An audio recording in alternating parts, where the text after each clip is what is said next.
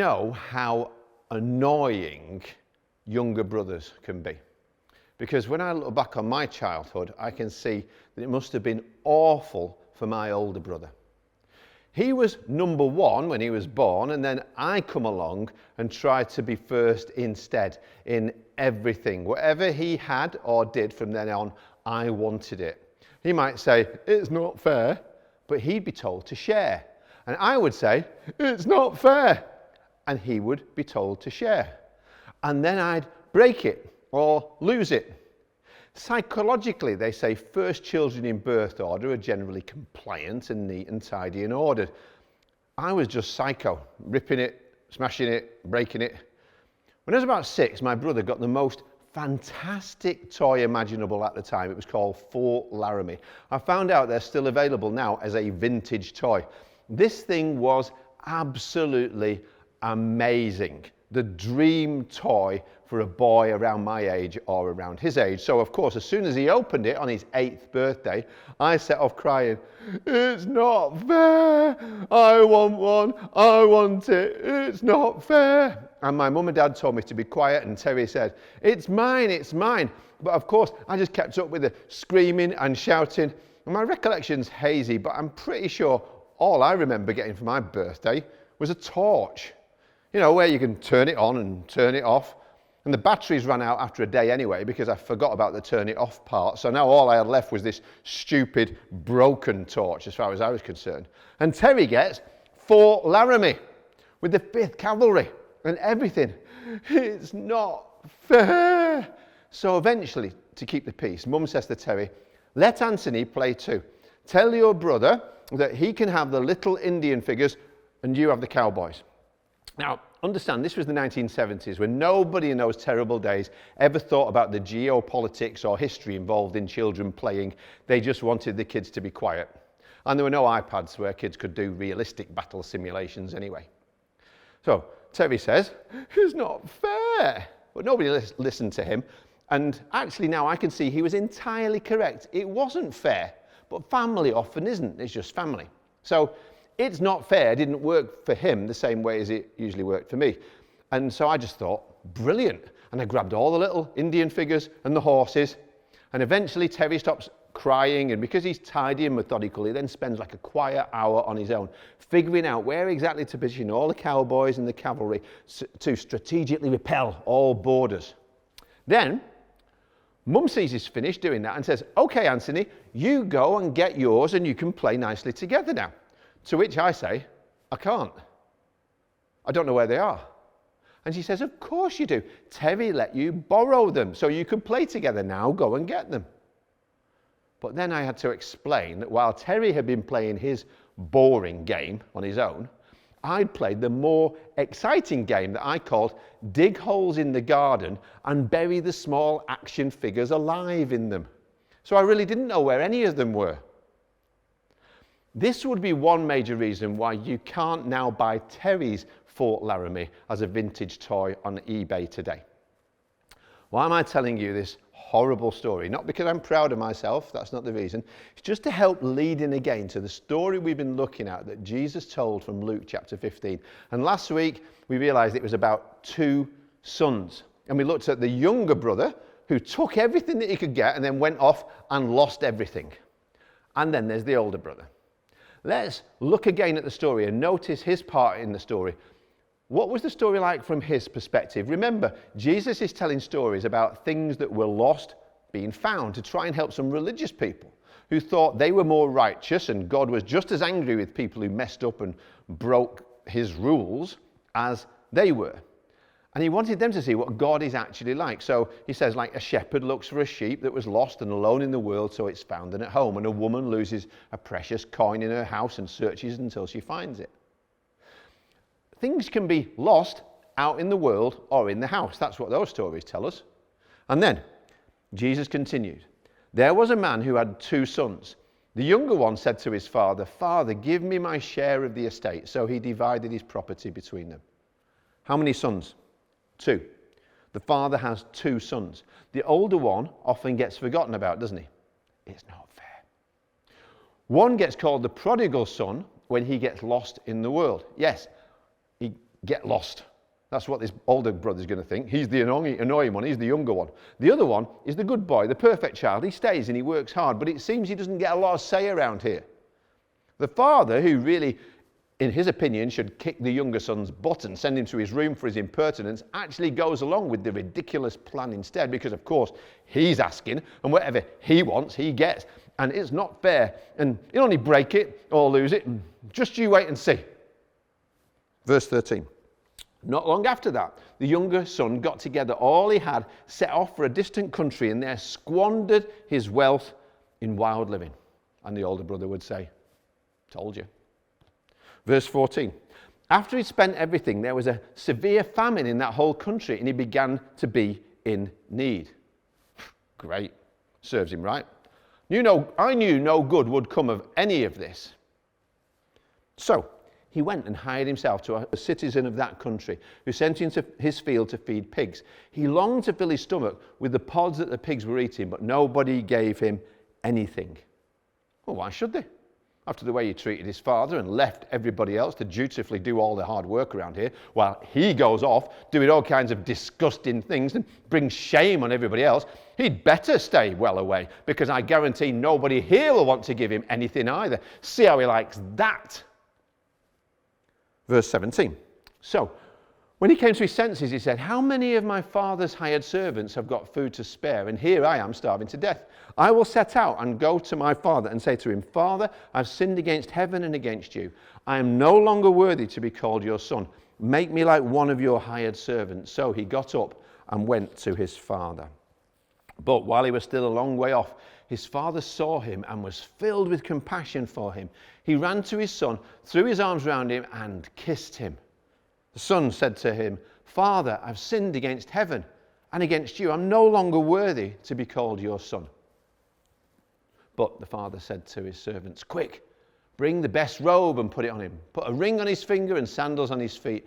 Bring the fattened calf and kill it. Let's have a feast and celebrate, for this son of mine was dead and is alive again. He was lost and is found. And so they began to celebrate. Meanwhile, it says this, the older son was in the field. Well, of course I was out in the field, sweating and slogging, because it doesn't get done by itself, you know. Somebody has to do all the work around here, especially since Junior went off with so much of the inheritance after conning the old fella into Dad cashing in the deeds for him and his wild, wicked, wanton adventures in who knows where, doing who knows what with who knows who. When he came near the house, he heard music and dancing. So he called one of the servants and asked him what was going on. Smells like a barbecue. Smells like a party. Who ordered this? Who stopped the work and planned the party around here without my say-so when we've got all this list of jobs to do? Music, dancing. You know what that leads to? Fun. We're meant to be doing serious business around here. 6 days a week thou shalt labour, and on the seventh day thou shalt Sabbath. No mention of fun in there, is there? So, why do I hear the Macarena? Your brother has come, he replied, and your father has killed the fattened calf because he has him back safe and sound. What? Dad has done what? It's not fair. Verse 28. The older brother became angry and refused to go in, so his father went out and pleaded with him. Do you see how much the father wants his children with him here? He goes out and speaks kindly to this older son who pulled the plug on the disco and makes this angry scene that embarrasses the father publicly in front of all of his guests. Verse 29, but he answered his father, look, all these years I've been slaving for you.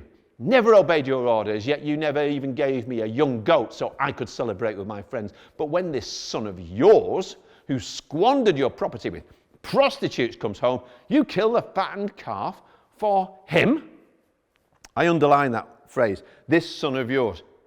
What else do you notice about his reaction? Remembering, this is Jesus trying to get people to see who they could be like in the story. God's the Father. That place is already taken. He comes with grace, which some have said means unmerited favour. And that's the least that you can say about the love that is lavished upon the younger son just because he comes home. Not because he earned it or deserved it. He was lost and alone. And when you've been lost and alone in the world, the Father orders a celebration when you're found and at home. He doesn't give you what you deserve. He doesn't give you a lecture. It isn't fair that no matter if you lost everything, he gives you everything you need. A ring, a robe, sandals, symbolizing complete restoration of authority, belonging in the family and purpose. This kind of grace that God gives us is absolutely scandalous to religion, where you have to try your best to be perfect, and maybe God will allow you to serve him. The older son can't get his head around that because his heart is full of bitterness already. See, it's easy to spot people who are lost in the world.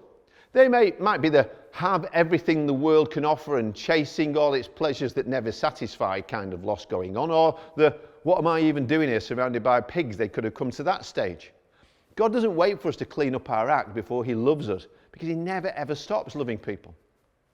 As Festival Manchester approaches, we want to be right at the centre of helping people see that and hear that kind of love from the Father is right there for them. No matter what, Jesus has already paid the price, laid down his life, being the sacrifice and the substitute, when on the cross he gave his perfection for our imperfections, his sinlessness for our sinfulness, his life for our death. So we don't get fair, we get forgiven.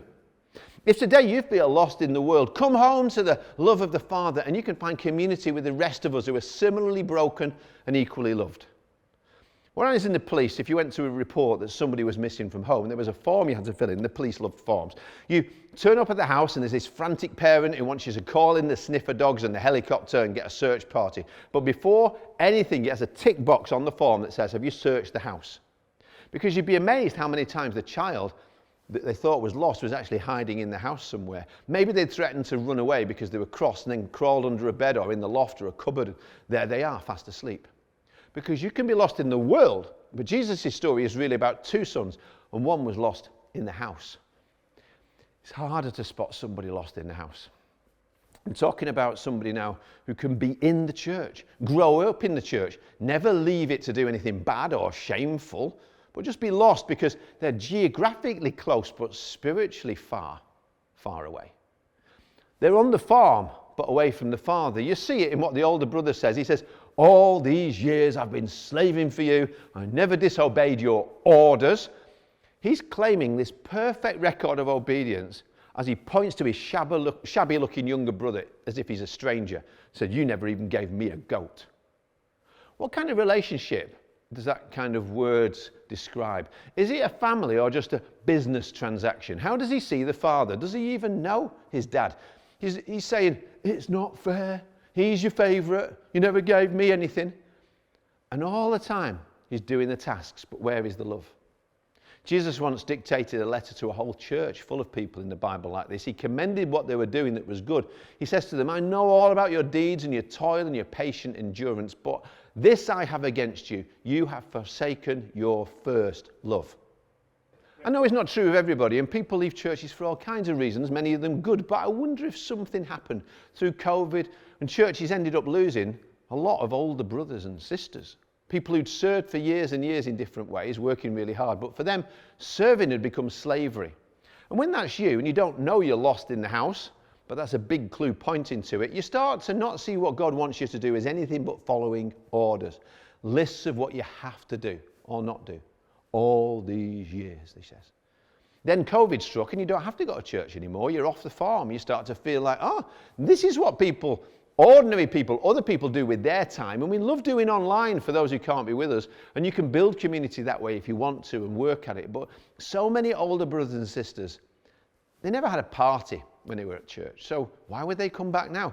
It wasn't for them a celebration or a privilege to work with and for the Father. But when that takes root in your heart, here's what inevitably starts to happen too. You resent the focus on all these other people, these new ones, or the ones who haven't even heard yet. What about us? Why do we spend so much time and effort and energy on them? Why can't we just be like all those other churches that do just look after the 99? Even though the statistics and history show that churches which don't go out for the one and only look after the 99 pretty soon end up with 59 and 29 and 9, and 99 is now just the average age. It's not fair. You need to get that. You know, it's true. It actually isn't fair. What about us, they say? What about me? The older son refuses to come to the party. He's lost and alone. He needs to be found and come home. And so the father offers him what he needs. And it's not the same as the younger son got, a ring, a robe and sandals, but it's just as necessary. And only the father can give what he desperately needs but doesn't deserve. Look at the next verse. It's all here. My son, the father said to him, you are always with me and everything I have is yours. But we had to celebrate and be glad because this brother of yours was dead and is alive again. He was lost and is found. What does the older son need? What do you need today if you're physically close, but you know actually you're spiritually far, lost in the house? How do you get the first love again? Come to the Father. He's got everything that you need, but he can't and won't force you to come and receive. He'll invite, it's up to you. Here's the things. My son, the father said, that's identity. The older brother saw himself as a slave, a servant, not a son. That's why he couldn't see this other guy as his brother anymore. Your identity here is not in what you do, but whose you are. My identity is not in leading this church. It's that I am a child of my heavenly Father. It's who I am. God is my dad and he loves me.